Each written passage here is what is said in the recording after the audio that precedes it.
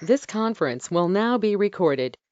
All right, so today is Thursday, May 2nd, and as always, everything that we're going to be talking about today is for educational purposes only, and nothing is intended as any type of investment advice.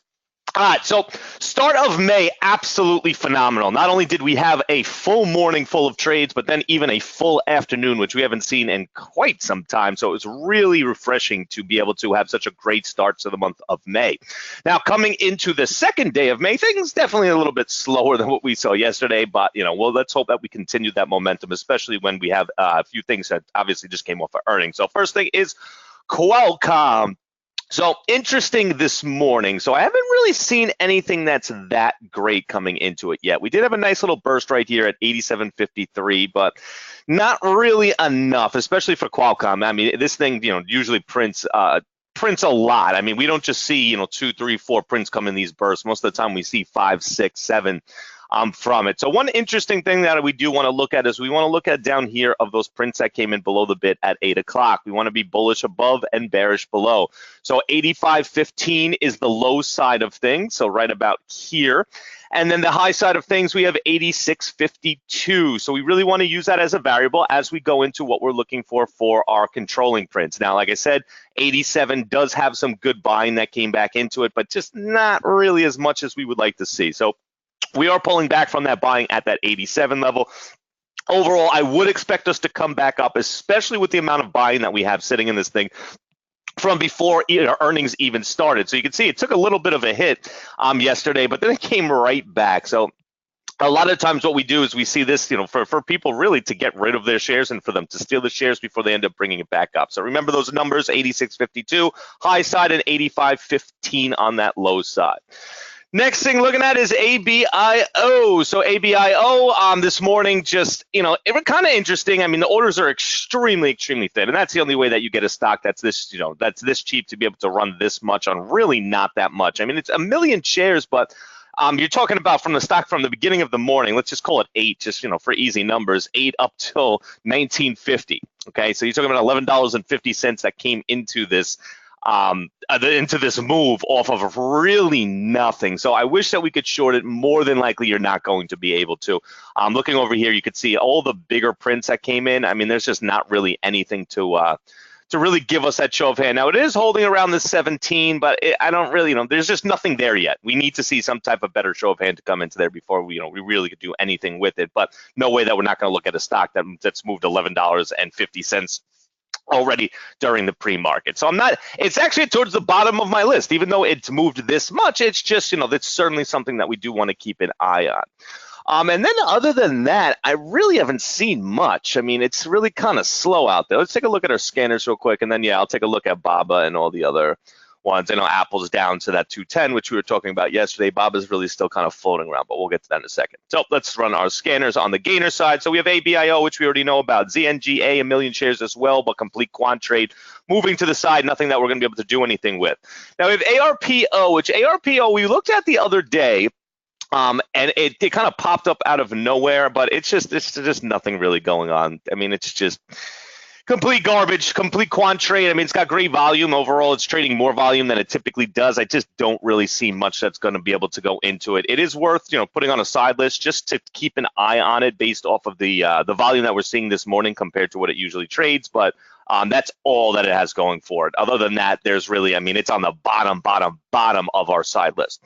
Moving over, we have UA. So UA just not really doing any type of trading, and then UAA is the other version of it that usually trades a little bit better, and it's still really, really crappy. I mean, the volume's pretty decent, but there's just nothing really going on there. I am going to put it on our list because, usually when they do have earnings, we start to see it starts to come into earnings season. We do see this thing kind of make a decent move every once in a while, so I am going to put UAA on there, but just not really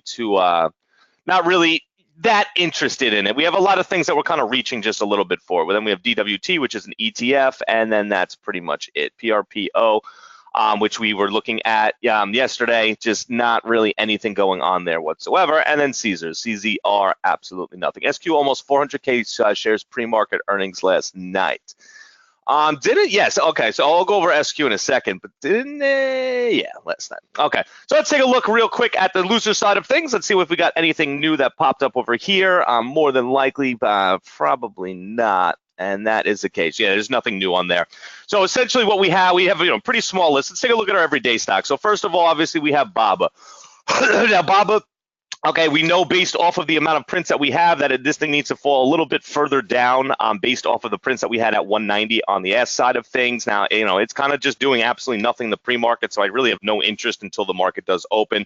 Apple, we talked about having to get down to around that 212.50, and then after that 212.50, hitting that 210, and obviously we can see that we got that push yesterday into the close, that 210 level. So I'm perfectly happy with Apple at 210 from the pullback of that buying at 215. If it goes, any lower, that's great, and we'll know that based off the selling prints that come in, those selling riders. Overall, Apple definitely is going to be, we were talking about 220, 225 at some point. But remember, in order for them to build such a gigantic amount, gigantic position, it takes time. They're going to have to pull it back down. That's exactly what they did. So 210, I'm happy with.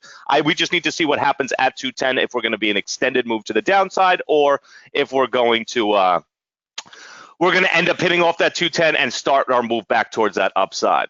Okay, next thing we're looking at is SQ. So yes, SQ, this is another one where I'm really shocked because we knew yesterday coming in, if you guys remember, right before we closed, we were talking about the amount of selling we saw coming in at that 74 level. So I'm not shocked that it fell down like this. What I'm shocked about is that this morning it's really not doing anything.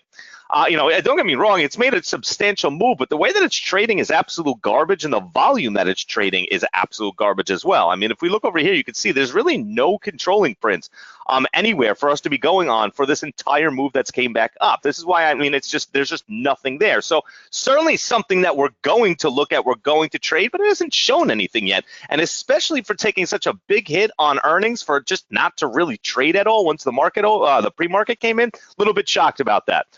Can I look at AMD? Yeah, sure I can, but I have no idea. I don't really trade AMD pretty much ever. Yesterday, $2.37, which is a great move, but this morning it's doing nothing.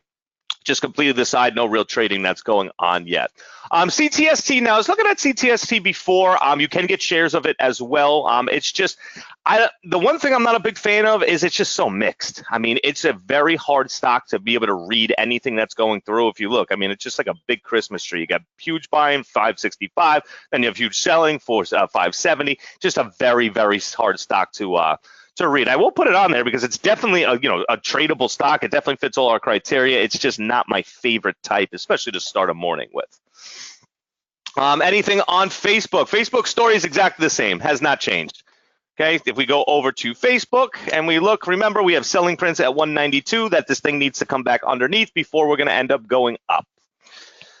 All right, if you look at this week's Traders Exchange, I went into full detail into Facebook exactly what my expectations of it are. SNSPR, yes, is making a move out of nowhere on absolute garbage volume, but sure. There's not really anything I could see there that gives us the prints on whether it's going to continue or not. It is just really taking a tear, but I'm just going to need to see something pop in there. But absolutely. All right, guys, anything else out there that I missed? Anything else going on? I think we pretty much caught them all. And other than that, I don't think I really have anything else to go over. All right, guys, so let's get ready for the morning. Patience, I know we do have a lot of things that are on our list this morning, but remember, once we find the one stock that gives us exactly what we're looking for, it gives us those controlling prints, gives us a trade that's going to be coming into it, there's no reason to look at the next one until we accomplish the first one, all right? Try not to jump around as much when we have more stocks on our list, because what ends up happening is you end up either not making any trades or you try to overtrade, and both, you don't want to be on either side of both of them. All right, guys, see everyone in the chat, and happy trading.